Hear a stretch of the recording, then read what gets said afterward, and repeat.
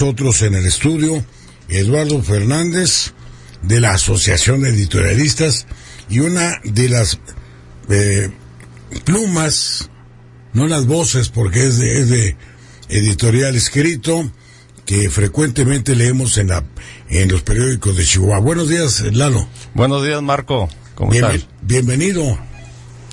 Hay muchas cosas interesantes. Demasiadas. Ha estado este año bastante movido en noticias y cambios, información, etcétera. Muy bien. ¿Verdad?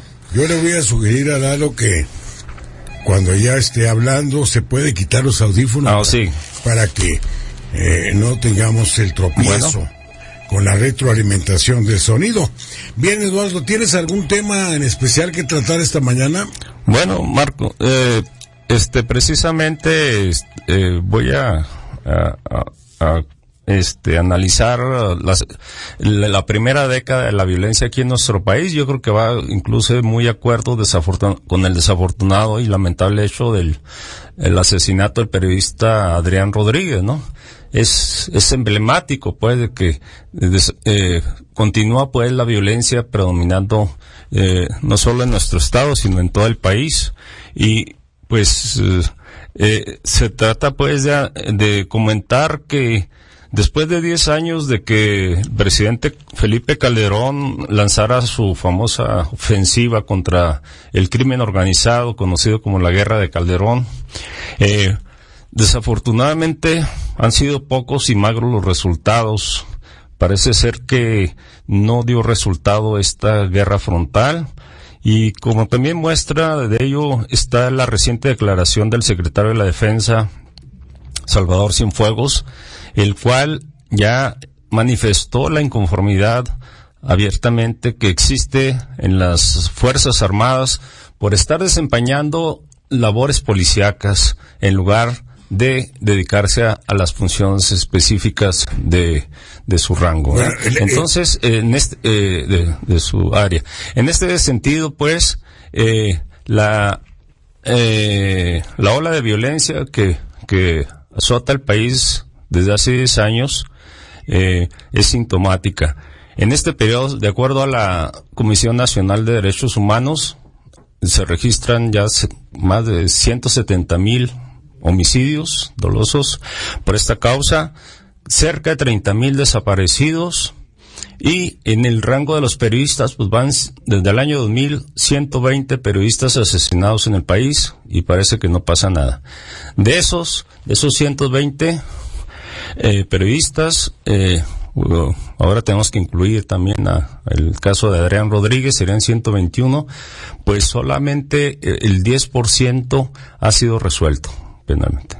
Entonces, este alto porcentaje de impunidad, el 90% que existe, pues sigue creando incertidumbre, inseguridad en los compañeros profesionistas de los medios.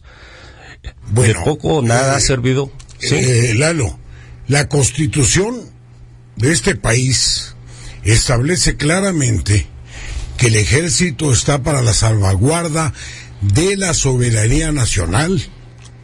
Así es, Mario. No para andar de policía en las calles. Exactamente.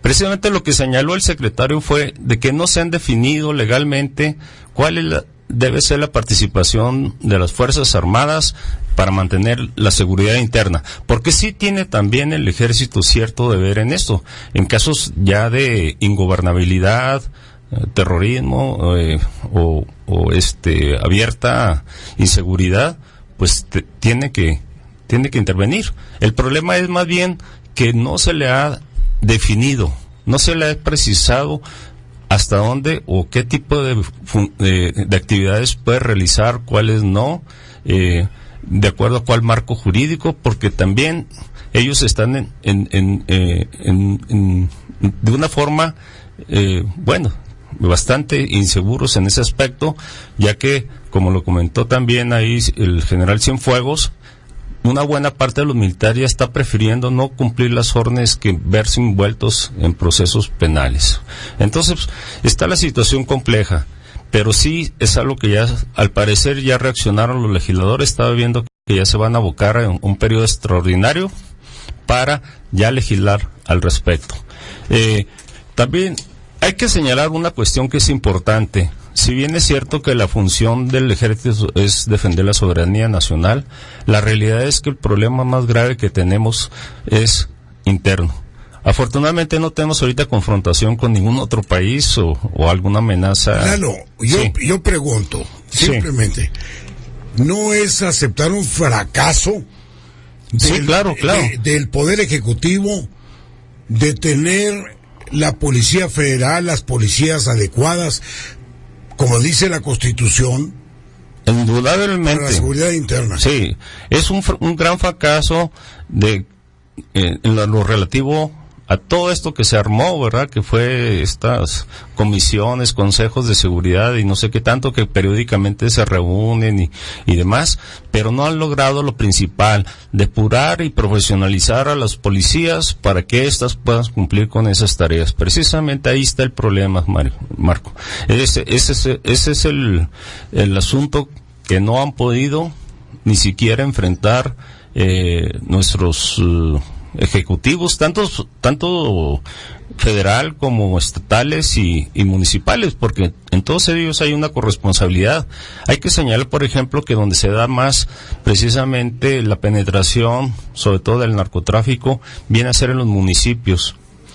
Una buena parte de los municipios de nuestro país continúan tomados, o sea, están bajo el control directo, evidente del narcotráfico. ¿Por la corrupción? Claro, por la corrupción, pero también a veces la corrupción llega a las Fuerzas Armadas, Ese es el problema. El problema es bastante serio en ese aspecto. Se requiere, pues, una reingeniería a fondo de todo nuestro sistema de seguridad nacional. Yo creo que esto está indicando que existe, y sí, una grave falla que no ha podido ser reparada, y lo que se ha hecho son discursos, maquillaje de las cifras, pero los hechos ahí están, y ahora pues se ve que se está regresando en cierta forma a la antigua práctica de matar al mensajero en lugar de intentar cambiar el mensaje, ¿no? Muy bien. Si no mal recuerdo, antes que el general Cienfuegos, sí, que es el secretario de la Defensa Nacional, fue el propio presidente de la República quien habló de que el ejército debía de contar con un aparato jurídico o la ley en México modificarse para que el ejército tuviera el sustento para la realización de sus tareas en la calle. Sí, así es. Sí. Y no se ha hecho. O sea, primero fue el presidente de la República. Sí, no. Luego viene Cienfuegos y lo confirma. Luego viene el Congreso y cita a un periodo extraordinario.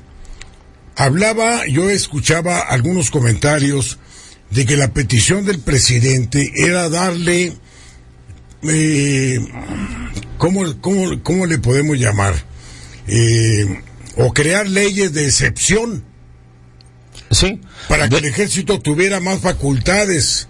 Y dentro de esas facultades, ¿no considera Eduardo Fernández que entraña cierto peligro para la bueno, mira, acuérdate que eso le criticó a Calderón desde que se sacó a los soldados de los cuarteles.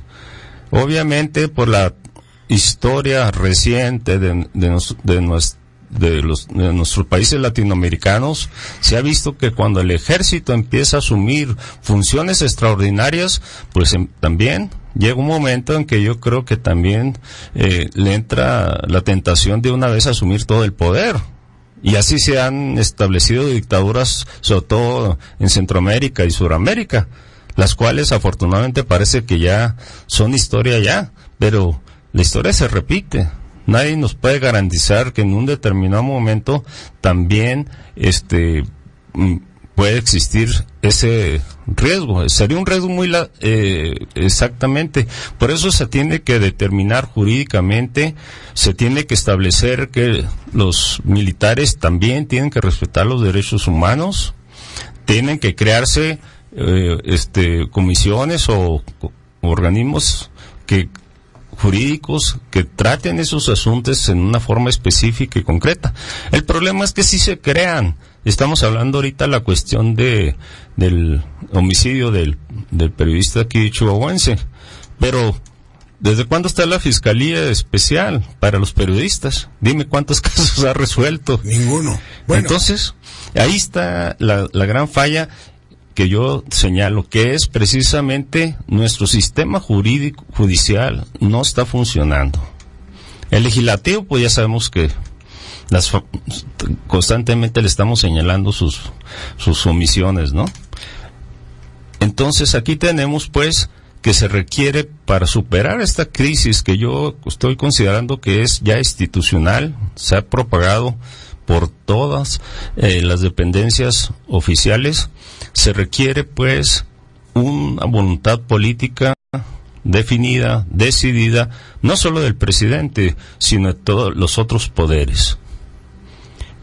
Esa puede ser la forma en que se puede enfrentar realmente al crimen organizado, el cual, a pesar de que se han detenido algunos de sus capos más famosos o connotados, continúa operando en una forma igual que como lo estaba haciendo cuando se inició la guerra en su contra. Dijo el general Cienfuegos: los militares no estudiamos para perseguir delincuentes.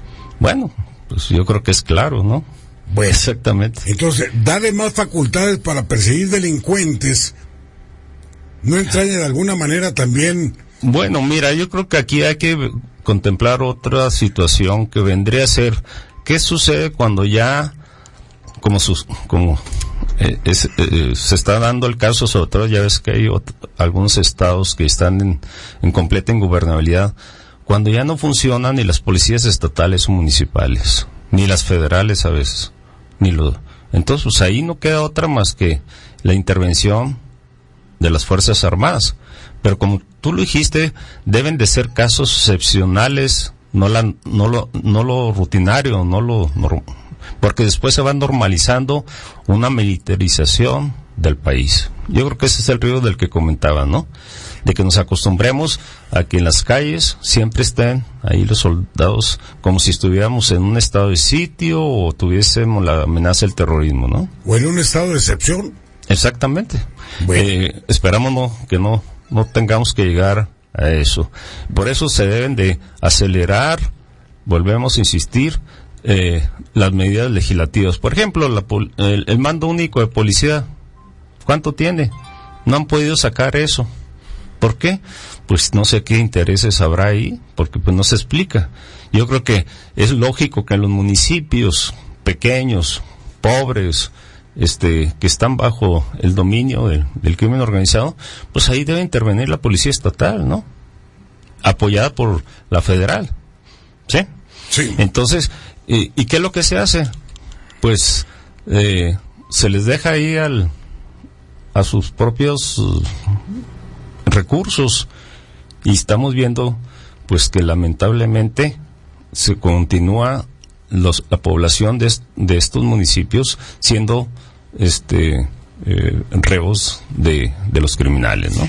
Eduardo, cuando se estableció el fuero para los legisladores, diputados, senadores y funcionarios del Poder Ejecutivo en México, fue porque antes, de acuerdo con las leyes que había en la dictadura de Porfirio Díaz, se le buscaba cualquier motivo para meter a la cárcel o castigar a un legislador. Sí, ese fue el motivo. Sin embargo, se ha abusado del fuero. O sea, claro, pero yo me refiero a esto. Sí. Darle autoridad excepcional al ejército no podría prestarse para que a alguien incómodo para el régimen en un momento dado pudiera haber sustento para poder, no sé, juzgar o castigar a alguien que no conviene. Sí, claro. Yo considero que sí es, pero sin embargo yo creo que el fuero también debería estar limitado, Marco. Cuando hay delitos de gran magnitud, por ejemplo, lo que estamos viendo ahora, la corrupción de los gobernadores, yo creo que ahí no debería proceder el fuero. Totalmente. ¿Sí me explico? Sí. Y pues ahí ni modo de decir que fueron inventados.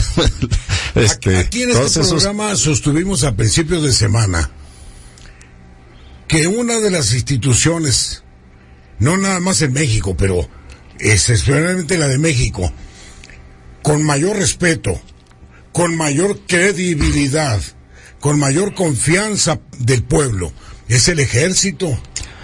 Es el ejército. Sí, exactamente. Aun cuando tú decías hace un rato, también en el ejército también tiene sus manzanas podridas. No todos son incorruptibles.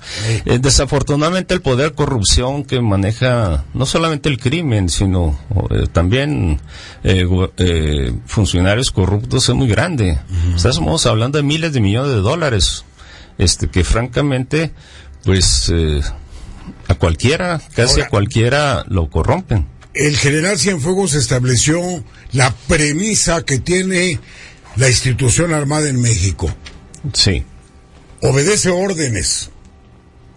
Exactamente, ese es el problema. Las órdenes, dice, se obedecen, no se discuten. Mira, yo ahí difiero, pero no, porque yo creo que también debemos de cambiar nuestros paradigmas de lo que debe ser el ejército. Bueno, porque no hay que olvidarnos, Eduardo, sí, que el jefe máximo de las Fuerzas Armadas es el presidente. Es el presidente de la República. Claro, pero mira, pero también más allá de cualquier autoridad está la conciencia y la razón. Entonces, ellos también son personas. Ellos también deben tener una formación que se supone, una formación ética sobre todo, profesional. Entonces, ¿de qué sirve también que una buena parte de los oficiales casi todos tienen carrera? Entonces, ya no se puede seguir con esa tradición autoritarista, pues hasta cierto punto, que solamente se limita a cumplir órdenes, porque ya también la historia nos ha mostrado todas las grandes aberraciones que se han dado, crímenes contra la humanidad, recibiendo órdenes. Mira, está ahorita pensando precisamente más que el ejército, se puede tener una policía nacional militarizada, como sucede en países suramericanos. Yo he estado ahí en algunos de ellos. Allá, la policía tiene una formación militar y es respetada por la población, y no solamente respetada, reconocida, tiene prestigio. Yo nunca oí ahí que se cuestionara, etcétera, la Policía Nacional, y es la garante precisamente de la seguridad, de mantener a raya ahí a los grupos de delincuentes, que también hay, o sea, en todas partes. Entonces, yo creo que ¿por qué no intentar realmente crear ese tipo de policía nacional? Una policía nacional como la chilena, como la argentina. Ahora estará en manos del Congreso. Están citando a una extraordinaria para tratar este tema. Más bien es para la cuestión que ahorita comentabas, que es de reglamentar la actuación jurídica del ejército. Pero deberían de ir más allá, porque el intento la propuesta que hizo Peña Nieto de una gendarmería, pues se quedó muy limitada, ¿no? Yo creo que era la idea que tenían, es que la gendarmería fuese una especie de policía nacional que cubría todo el territorio de una forma preventiva, ¿sí? ¿Para qué? Pues para que pudieran salvaguardar precisamente a la población, sobre todo los poblados más aislados, etcétera, y pudieran tener todo un sistema bien estructurado para actuar de una manera dirigida, focalizada en contra de los grupos criminales. Muy bien. Gracias, Lalo, por venir esta mañana. Sí. Ya quedará en manos de los partidos políticos, de las fracciones parlamentarias, con la participación del PAN, del PRD, del PRI, obviamente, claro, y de otros partidos, aun cuando parece ser que la fracción de Morena como que no está muy dispuesta a participar en esta extraordinaria, ¿no? Bueno, debería. Yo pienso que, aunque no se puede estar de acuerdo, pues con más razón, ¿no? Aunque hay sea que ir a expresar y a defender los puntos, en lo que no está de acuerdo. Aunque sea para mostrar en lo que no está de acuerdo. Claro, pero lo peor que puede hacer un legislador es no actuar. Oye, pues, entonces, ¿para qué hizo campaña? ¿Para qué se comprometió precisamente a actuar como tal? O sea, su labor y función principal es la promulgación de aquellas leyes, reglamentos que sean necesarios para el buen funcionamiento del país, ¿no? Muy bien. Lalo, gracias. ¿Algo que agregar? No, pues nada, agradecerte como siempre, Marco, un gusto estar aquí contigo y pues reiterar que también en cierta forma, bueno, yo considero que se debe de seguir levantando la voz para demostrar nuestra inconformidad por este lamentable hecho de compañero periodista asesinado. Del muchacho Adrián, sí, indudablemente que le duele a mucha gente, nos duele a la sociedad. Claro. Y lo más doloroso es de que sean precisamente, vaya a ser otro crimen impune. Eso ahora, tal vez la falta de justicia, aparte del lamentable hecho, obviamente humano, como es la pérdida de cualquiera. Todavía semejante. No se aclara el móvil de este asesinato. Bueno. Como puede ser por el ejercicio de su trabajo como comunicador, puede ser por otras causas, ¿no? Sí, claro, pero desafortunadamente nunca se esclarece. Y tal vez eso es lo que afecta más a la sociedad. Muy bien. Buenos días, Lalo. Igualmente, buenos días, hasta luego. Bueno, pues vamos a ver.